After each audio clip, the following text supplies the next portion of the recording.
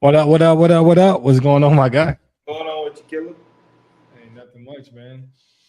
Hey, we are rolling. We are rolling. Like, you know what I mean? Like, week to week to week, we are rolling. I think we got to start the streak back since you ended it, a couple weeks ago. So we Man, we got you to do get the that streak shit. rolling. But as you guys know, we are back with another episode. If you guys have been just started tuning in, we've been trending with getting some new guests on, getting I hate to say unfamiliar faces because they're going to become very familiar to you very soon if you do not know who they are. But we wanted to get a lot of new guests on to basically just broaden the community, broaden the space of what natural bodybuilding is. So we have a great competitor, but as y'all know, we have to pay the bills. When I say pay the bills, that means me and Jamal pay the bills. But we want to shout out our sponsor, Chillaware. Make sure that if you need any of your trunks, robes, socks, flip flops, bodysuits, anything you may need, head over to chillaware.com and grab you those things. Get that good old family discount using code eShow10 or Carolina Muscle to make sure that you are taken care of. But Jamal, I'm not going to hold this episode up too long. Let us know who we have coming on today. Man, before I do that, you know the good thing about these interviews that we're doing? We don't know these people from a can of paint either. So while we're sitting down talking to these people, we're getting to know these people just like our viewers are. So that's the great thing about these episodes that we got Mm-hmm. coming up. But here we go. We got a pro bikini competitor coming on the show today.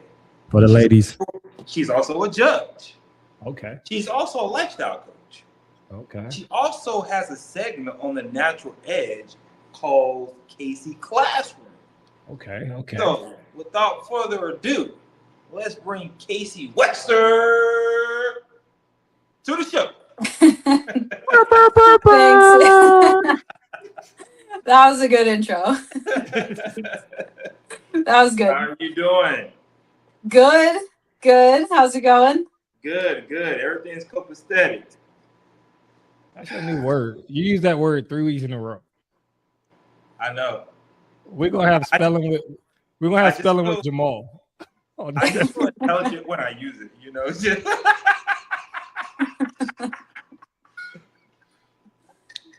But Casey, can you give us if I know that was pretty short of a bio, but can you tell us who Casey is, right? Like how did you get started? How did you get into the sport? Let us know because we want to know as well, but our followers definitely want to know as well. So let us know who you are. Yeah. Well, I think it's important to note that I'm also a mom of two young boys. So I also work full time. So my life is very hectic. There's a lot going on. I am a coach, bodybuilding and lifestyle. Judging, you mentioned that too. But how I got started was actually, let me think. I graduated high school in 2016. So a couple years before that is when I started to take the gym seriously, maybe like my sophomore year of high school. Um, and then right towards the end of high school, I started actually with a coach. And uh, I just kind of like fell in love with the sport. And a lot happened there. Long story, but I didn't get to step on stage until last year. So a lot of people don't know that last year was my first time competing. And it took a long time to get there. Um, but yeah, I mean, we can dive deep into any of that. There's a lot to unpack and all of that. So well, we're definitely going to unpack it. yeah, there's a lot. Eric, you can go ahead with your first question, and then I'll follow you up. All right. So with you saying you just got into bodybuilding literally a year ago, um, the way we work these podcasts is they will be all over the place. So I'm going to start at the end Mhm. of where we are now, and then we're going to end up hitting the rewind button. So upon competing for 1 year, I think a lot of people have something called I'm trying to figure out the word. It's like that. what's the identity, like how they feel like they don't belong, especially if it's such Imposter syndrome. imposter syndrome. See, Yeah. so Yeah. did you have any have did you witness any of that, or did you have that when you actually got second at your bikini show?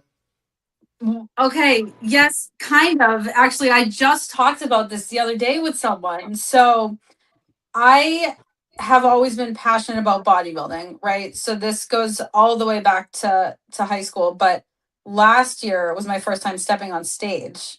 So, and that was at the main event.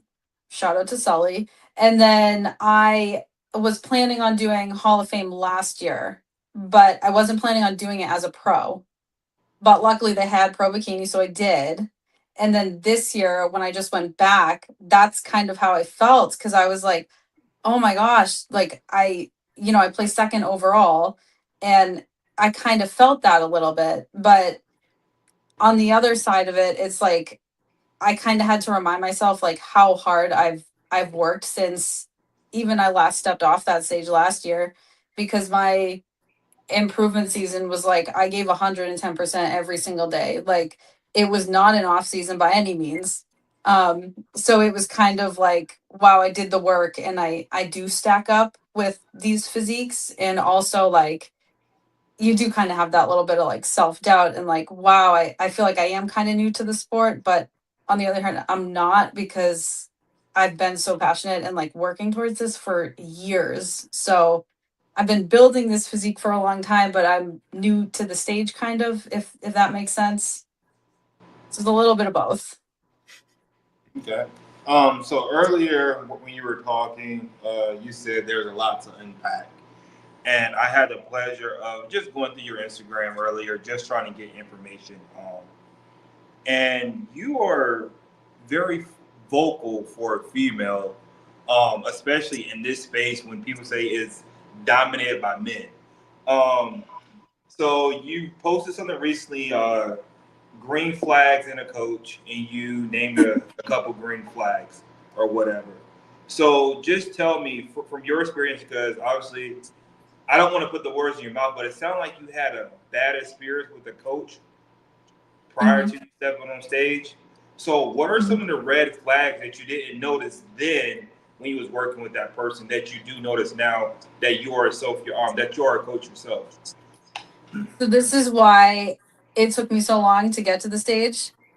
Uh, okay, so back in, let's say, I don't know, around 2016, 17, maybe, I was with a coach for uh, around 3 years, and I was educated on, like lifting and basic nutrition, but I wasn't educated in the sense of like bodybuilding. Like this is when YouTube, like there wasn't really a lot of YouTube videos and stuff, and you had to go on like bodybuilding.com and like read forums and like that sort of thing. Um, so I had a coach who basically put me on a starvation diet this whole time. And I was just like, I didn't, he, it was a lot. I didn't get to like even pick a show, but in my head, so there was like no end goal. And I was killing myself. But I thought this is what it took. Um, Sorry, I'm kind of like going off the rails here, but this is kind of like why I'm so passionate about it, was because I had all these red flags, but I thought that that's what you needed to do to like get to the stage. So it took me years and years of healing before I even wanted to get into the gym again. Um, but I would say if you're not getting an explanation for any changes um, on your plan, if you're eating like very, very little, simple things like if you're not allowed to have salt, that's a red flag. If you're doing crazy amounts of cardio, even like at the beginning of a prep, that's a red flag. If you're not getting open communication, that's a red flag. If they're taking days to respond, if there's so many different red flags. That's why I'm big on like ask like having the clients like ask questions or teaching them, or it's nice when they ask questions because you want them to learn. You don't want to just give them a plan and then have them be like, okay, yeah, I'll go do that. But like, I don't know, wouldn't you want them to like kind of learn how these things work too, and like actually learn how their body is responding to these things too, because that's big. But yeah, I mean, there's a lot of different red flags. If your gut feels like something is off, then something is probably off, Okay. And I guess I'll have a follow-up question for that, because it sounds like some of the things you're explaining, I actually I would say some not so ideal coaches as well, situations with coaches. And do you think that shaped and mold how you coach your athletes? Yes, because I do believe everything happens for a reason. I wouldn't wish anyone go through what I did, but I wouldn't change what I went through because yeah, it makes me like it had me become so passionate about this when I thought I was just like, like I found my way back to this and it wasn't totally expected. Um and I can go into that too, how I like found my way back to it if you guys want. Hey, the floor is yours. Okay.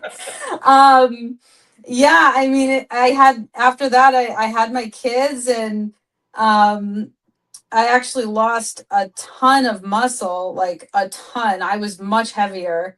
And that was also because of some health concerns, but after I had to like rebuild everything and I relearned like all about like nutrition and like food is fuel. It's not good or bad. You just have to like really learn how to use it correctly. And I literally had to rewire my brain around what happened to me years prior. And then I went to one of my friend's shows about, what was that, like 2 years ago at this point, or maybe 2.5 years ago or something. And it was kind of still like in my head. I was like, I'm still aggravated I didn't get to like get on stage because I like killed myself to do that and I still didn't check it off my bucket list. So I finally did it and it took a complete 180, like in the best way.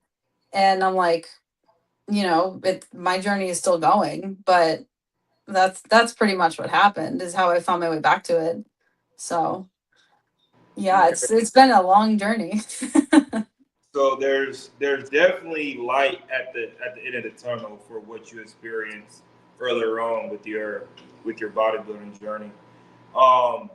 So we've been to left field, we've been to right field. Now let's go to center field. All right. So you're a judge. How does your judging experience help you get ready for a show, or just help you in prep? In general.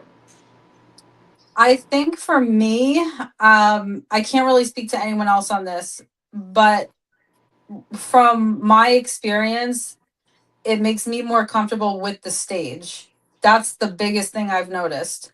Because last year I was like so scared. Like I almost felt like a deer in headlights. But now it's like I know exactly what the judges are looking for. And even if it's something that's not necessarily scored, what might stand out more, like eye contact is huge, but they're not necessarily like scoring that down, if that makes sense. Like little things like that. So I would say it definitely has helped my comfort level with the stage, because that was not there before that. And this is when we take a pause in the episode to drop a pro tip. So I love what you just said, because it's something that I actually coach to all my posing clients. Because I said on stage, Jamal talked about this as well, it's all about confidence, right? And my saying is, whether you're confidently doing it right or confidently doing it wrong, do it confidently. And I preach that to all of my posing clients and my clients. It's like, look at the judges, make eye contact. Although it's not being scored, it's another level of confidence that you can show on stage when you can stare at a judge look them dead in their eye, like, hey, I see you looking at me. Now, who are you comparing me to, right? So I love that you dropped that gym. But hey, that's a pro tip. So y'all need to write that down, put it in your notes. But, Eye contacts. Yeah. so I'm over here trying to do math. I don't do public math because sometimes I feel not so smart. But you say you graduated high school in 2016, right? Mm-hmm. So we're in 2026. So that's about 10 more years. So I'm guessing you're around that 28, 30, 31 range, somewhere around there, right? 28. Okay. See, my math was right. I just didn't want to be wrong. So with that being said, I always say that natural bodybuilding is a age game. It's about who gets in it the earliest, who's lifting the longest, and who can build the physique over time. So how did it feel knowing that you're up there at 28 years old, already placing in pro shows? I didn't really think about that yet. I think I'm still kind of in shock because it was like so recent. But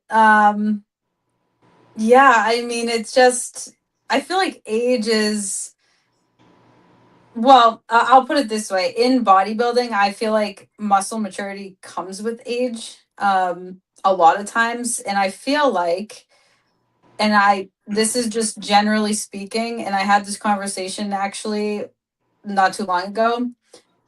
I feel like moms are built different, and like we can handle things and like the pressure and pain and all these things. I don't want to say better, but like maybe more intensely. So I feel like that plays a huge role too.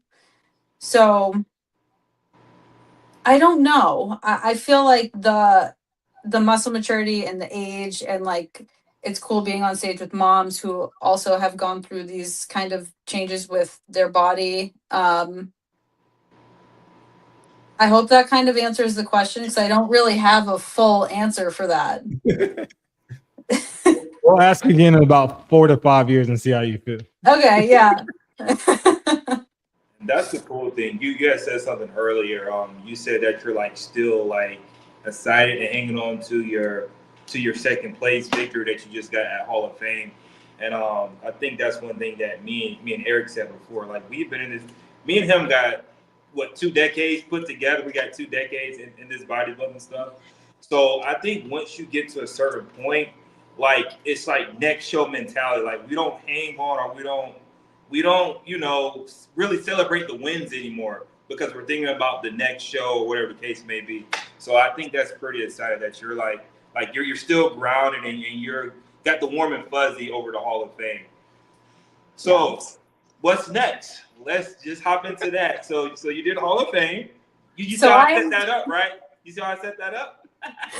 I always have a game plan for what's next. And I do want to point out that I am kind of in shock because of this whole, like, I've had things come up throughout this whole year. And we all know like no prep is perfect.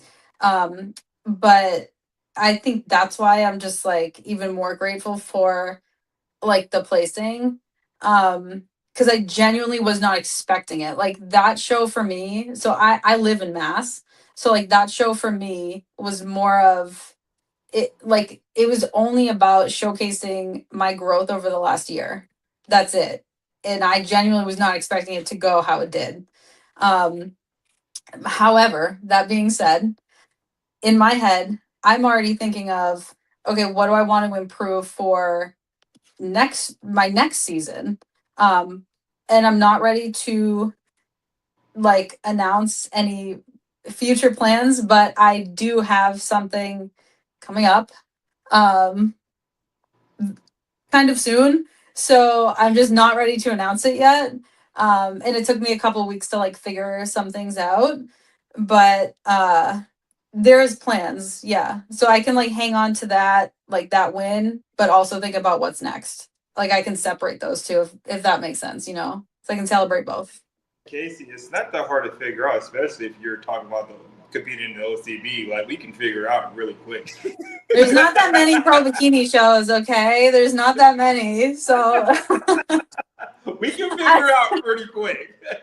Yeah. I just can't. I won't say it yet. I won't say it yet. Respect. Mhm. And kind of with that respect of you saying, because like for example, I think your first pro win is always different, or your first taste of being in that winner circle is different, right? Like I still remember my first pro win. It was actually a show Sully promoted. It was the Battle of the Gods in Rhode Island. And like I said, I'll never forget that one because it was COVID year. So I'm never going to forget it. But I definitely understand the feeling you have of being in that winner circle. When I say winner circle, of course, that's 1, 2, and 3. So with it being unexpected, I could see how the feelings and the emotions was overwhelming. But in the back of your head, right after the show was over with, was there a thought like, how do I get to number one? Or was it just like, well, this prep was really rough, tough, so I'm gonna just be satisfied here? Well, so yeah, I flip flopped with a couple things because I originally had another show planned after this, and then even before I did the Hall of Fame, I was like, I'm not gonna do the next one. And I almost threw the towel in before the Hall of Fame. I almost didn't even do it because I was having such a hard time with a couple other things. But I pushed through it, and obviously I'm glad I did. And then it took, a lot of thinking and stuff. But I wouldn't say I have that, what can I do to get to number one? Only because I see so many times like people are like, I just made a post about this. Like I want to win, but that if you go chasing that the whole time, you're going to be disappointed in this sport because that's not really, at least for me, that's not what it's about. And I did run into that last year after winning, you know, every category I did for bikini at my first show because I won debut and then I won novice and then I won my pro card, which I wasn't expecting because that was supposed to be like my practice show.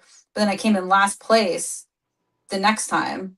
And I was kind of done also because it was like my first prep and I was kind of miserable towards the end and like it was a long day and it was just like I was done.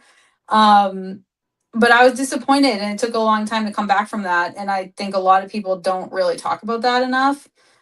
So I feel like it's just like a mindset thing that this sport is to get better than you were last time. It's not, I want to win, I want to win, I want to win. Because realistically, there's only like one first place, you know?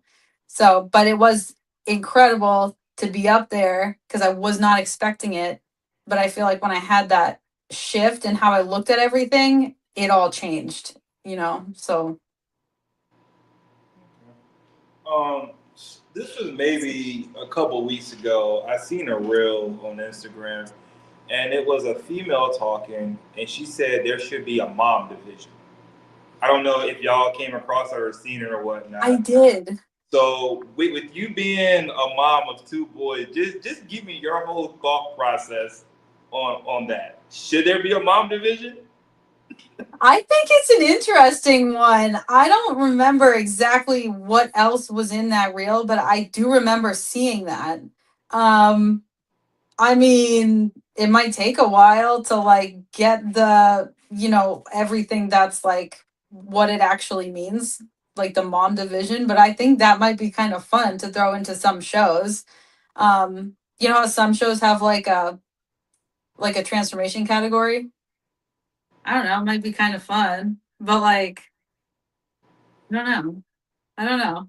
I thought it was an interesting take, but I'd have to go look at the reel again. Right. What Okay. do you think? What do you think? Would there be Uh, a dad division? hey, listen, I'm not. You ain't about to get me caught up. I'm not speaking on that. I don't know. I don't know. So I'm gonna give you the insight. So then see if your answer changes. She said basically it was unfair for the mothers to compete against the women in open that didn't have kids because she felt like they were at a disadvantage. Oh, no. I don't think so. I don't think so. Okay. I don't think so. I don't think that's right because there's a lot of women up there who, yeah, do and don't have kids, but then Yeah, no, I'll leave it at that. I don't think so. I don't want to say There we anymore. go. We I don't got want to say an anymore. answer. Yeah, because I think we had this conversation with one other. We had someone else on, and I think you said it earlier. Like, I wholeheartedly believe this as well. Like, any woman who had kids has superpowers. Like, literally, you guys have a higher pain tolerance. You guys, there's so many different things that your body has to go through in a pregnancy to, have a baby. So then for you to come back even more resilient. And I think there's a lot of people who, and just in this small sample size of people, if you look Yeah. at like a lot of the Yorton Cup winners or anything like that, most of the women have kids. You Yep. know what I mean? They So, all have kids. Yeah. yeah. So I wouldn't say it was like it would be a disadvantage though. So but who am I to say that about a women's category? I'm Yeah. gonna back out. So Yeah, it's interesting. Yeah, for sure. So I'm still over here doing math. Like I said, it takes me a long time. So I'm glad your answers are pretty good, pretty lengthy. So I could calculate how long it is from 2018 or 2016 to 2027 or 2026. So besides the coach and then of course having two boys, were there any other major road bumps that you ran into? Because you said you were interested in bodybuilding back in 2016. You didn't hit the stage till 2025. Yeah. So was there any other road bumps that was just like, I want to compete, but this happened, so I couldn't do it? Yeah, I mean, it took years of healing. Like I struggled with like the binge and the starve and all that for years. That was horrible. And I'm very open about that too. It sucks, and I don't want anyone to have to deal with that. And also, side note, finding a coach who can relate to people who have struggled with that is very important because it's not just like it's kind of a psychological thing. So anyway, yeah, and I had my kids, and I, me and my husband, we got married, we moved twice, and yeah, I think it took me, gosh, so when we moved, it was also during COVID, and we had to, like, no daycares were open, and we had to go on wait list to have, like, our kids in the daycare. So like once I was finally working and had time to go to the gym, and they were both in preschool full time, then I was like, oh, I do have, like, a lunch break that I could go lift on, or because if I did get to go to the gym before that, it was very sporadic.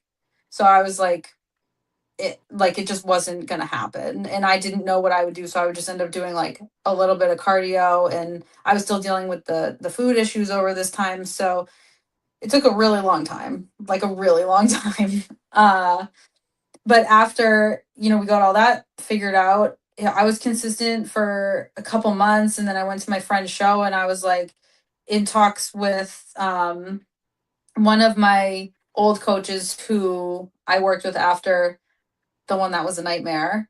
And that one was just incredible. And helped me heal from a lot of things. And then, we did the shows together, and yeah, it's kind of all history from there.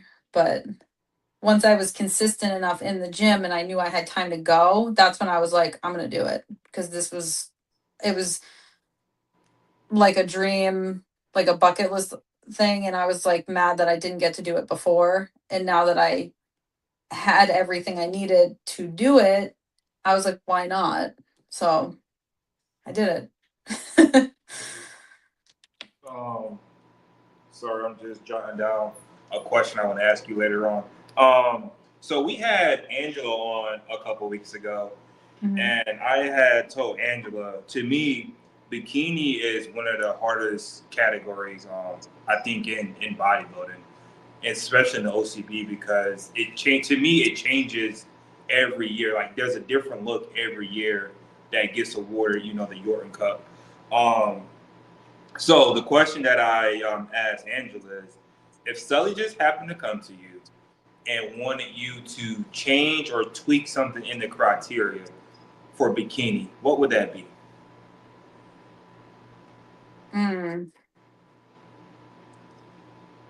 I think it would be probably the amount of leanness. Like I feel like there should be a line drawn. However, the only thing, this is where it gets hard because it depends on who is on stage with you. That's where it's confusing because someone could be overly lean, but if they have, better shape than everyone else, then they're going to place higher. Or if they, if their whole package is better, meaning like, because bikini is all of it, right? So it's kind of like, and you also have to think it's an average of the whole panel. So it is hard. It is the hardest category. I would definitely agree with that. But I guess, yeah, probably draw a line on the leanness because that's where I think people get confused. They're like, well, this one was so much leaner than this one, and it's not always, they're not looking at the whole picture, Okay.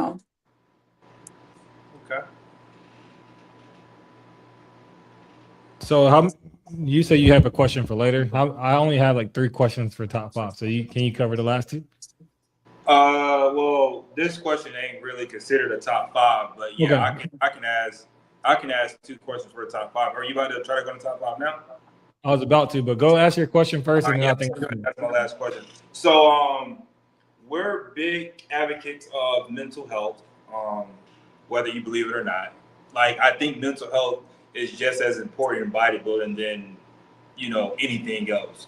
So, over the course of us talking to you, you brought up your healing journey a few times.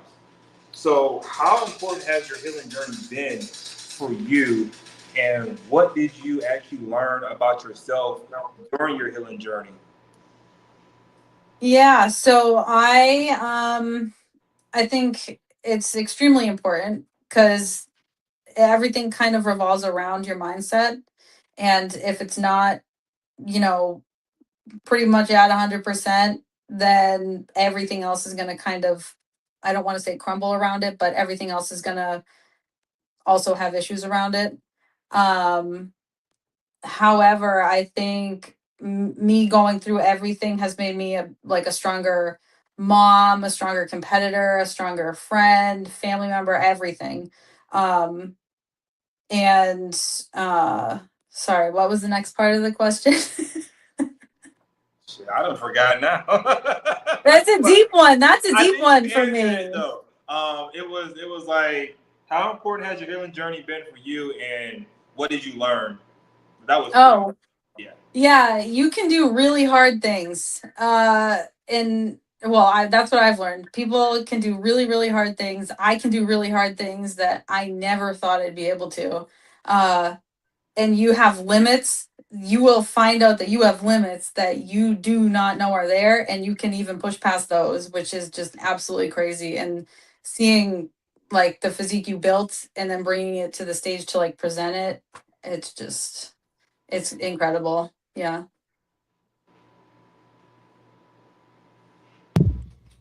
all right. We're at that time of top 5 or rapid fire questions. One of these may not be rapid. 2 of them won't be rapid. I have 4, Jamal, so I need 1. So I need you to bring in that twist at the end. So, a thing we always like to ask the parents is, how do your kids motivate you through prep? They're young, so now they're kind of getting into seeing me like on stage because I can kind of show them more like pictures or videos of the shows, and they don't get to come to all of them. Um, so my oldest is turning 7 this weekend, and my youngest just turned 5. So now they're kind of like, they love seeing the muscles, and they're like, "Can I see your abs?" And they'll like look at my abs, and they'll like look at mine, and they'll flex their biceps for me and stuff like that. So they motivate me by me wanting to show them when you put your hard work into something, like you will reap that reward, and they're seeing that through me. Nice. Okay. So the second question is, you said you've been into bodybuilding since 2016. Like I said, I keep going back to that day or that year.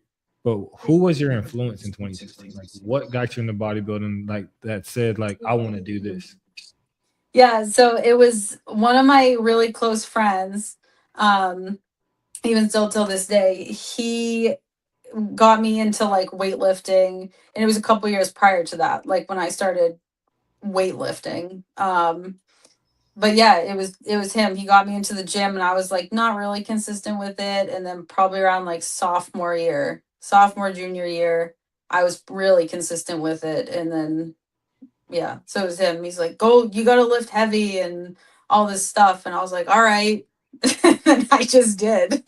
So All right. So this question is talking to the lifestyle coaching you, right? So I think me and Jamal said this publicly on the podcast, and I also seen it on a few reels that some people use bodybuilding as a weight loss, as a form of a reason to lose weight, as to losing weight to get into bodybuilding.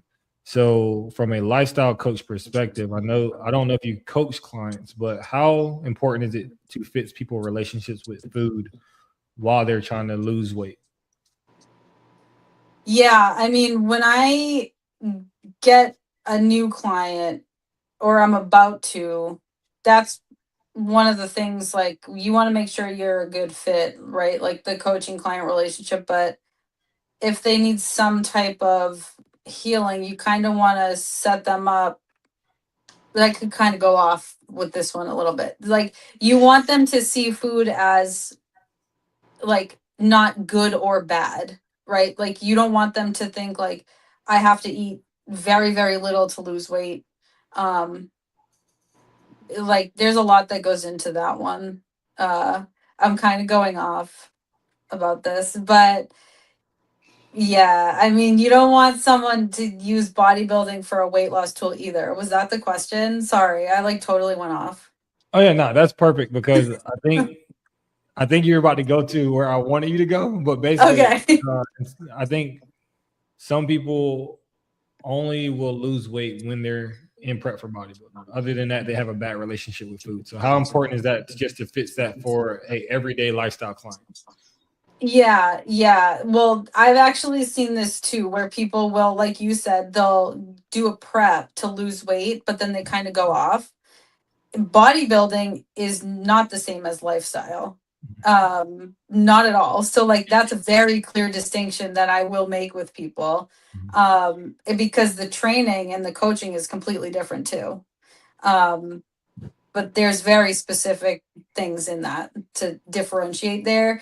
Bodybuilding in a prep, you're training for one day. That's for one day on stage. That look is not sustainable. Especially females, we have hormonal changes down to the weeks of the month, not just 1 week of the month. Every week of the month, our hormones can change. So, like, yeah, I mean that could be a whole episode on its own. Yeah, Sounds like we're going to need the part two. So, we could. question number 4 is recently I've been starting to do this. So, in this picture is your second place finish at Hall of Fame. And you talked about the emotions you went through and the emotions that you still have for this show. And you already talked about having something next. But what does this picture say to the person 10 years ago that wanted to get into bodybuilding but took a while? What does this picture say to that specific person? You're gonna make me emotional. There's that you should just start. And I'll leave it at that. I don't think anybody sat here and cried on our podcast before. So I'm gonna take this moment. Leave it to me. Yeah, leave it to me. Yeah, it's a lot. It's a lot. And I say this too, like people wait for the perfect time. It's not gonna be a perfect time. You just have to do it. Just so you know, that clip right, we're clipping up this. and then this is going Yeah. on the reel. That will be a clip. Yeah. Yeah. You can ask anyone that knows me. I'm like, it's just so emotional. I cry all the time. So I knew it was going to happen at some point. So especially talking about the Hall of Fame. Yeah. It's a fresh one for me. Let me bring it home. Or do you? That's it. All right. Let me bring it home. So you posted another video trying to ruffle some feathers, talking about Is that today? failure. That was today. Yeah. So, give me your top 5 favorite exercises that you love to train to failure on. Oh boy. Well, fun fact, I'm actually like pretty weak. I'm not very strong. So I would say I don't really train to failure. I'll be honest with you. I don't. And it's kind of hard for me because I always train alone anyway. But I love doing my hip thrust. Um, I love doing my cable kickbacks. That's pretty much any variation of them. Um, Leg curls, that's a new one. I've been going like pretty heavy on those because I have a slight increase in food right now. Before my next plan. But what was that, 4? Is that 4? No, that was 3. You got 2 more. Hip abductions and lat pull downs. Okay. Lat pull downs, yeah. She just gave us the bikini starter kit right there. That's what we got, right? No, I didn't. I did not. All right, take us home, Jamal. Hey, nah, that was it. Well, all right. Since you got all teary-eyed, so what's one piece of advice you would give to anyone out there that experienced what you experienced with, dealing with someone that wasn't knowledgeable in this space and thinking you have to starve yourself to get on stage and etc. So what's one piece of advice you would give to that person that's out there? Yeah, that's not true. Unfortunately, you will deal with some sort of hunger. You will be very hungry, especially towards the end. We all know this. That's part of the journey. But how do I say this? Like, if you're dealing with what feels or looks like a starvation diet, especially right off the bat, it probably is, and it's a red flag, and you need to run away as fast as you can because it's going to take years to heal, not only mentally from it, most likely, but your metabolism too is gonna do some damage depending on how long it's been on that plan. So yeah, run away. All right, Kasie. Thank you for joining us. It was amazing having you. And whatever you got up your sleeve here in the next couple of months, we wish you well. We will be paying attention to see what you do. And you never know. We may bring you back for championship series if you plan on doing the York. Okay. Thank you for having me. Yes, ma'am. And with that being said, y'all, tune in to next week. Subscribe, like, comment, and go follow Kasie. Can you tell them where to follow you at? kwest.fit on Instagram. Y'all heard it. But until next time, y'all.